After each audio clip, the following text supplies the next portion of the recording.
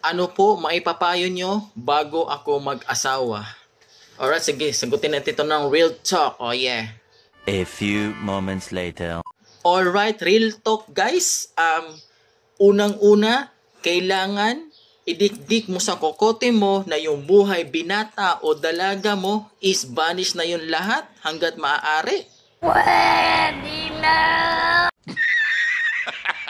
Pero hindi ko naman sinabing bawal ka na maglibang paminsan-minsan. Pero syempre, iba na yung consequence, no? Kailangan mo na namang magpaalam or whatsoever para alam naman ng partner mo kung nasan ka.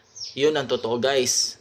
Pangalawa, kahit gaano kahirap ang buhay sa mundo, gampanan mo ang obligasyon at responsibilidad mo pag bumuo ka na ng isang pamilya.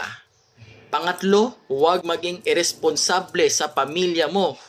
Pang-apat, kung may gusto kang gawin o plano sa buhay, kailangan ipaalam mo muna sa partner mo kung agree ba siya o hindi para walang away.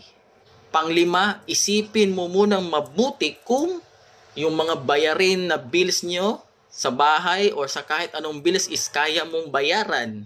I'm sure guys, marami pa dapat itong mga consequence or maipapayo natin sa bago mag-asawa. Pero ito, mostly lang to naman sa akin. Ito yung last sa paipapayo ko. Dapat priority mo na yung family mo. Hindi ko naman sinabing hindi ka na pwedeng dumalaw sa mga magulang or whatsoever sa mga ibang kamag-anak nyo. Pero number one priority mo na ang pamilya mo pag nag-asawa ka.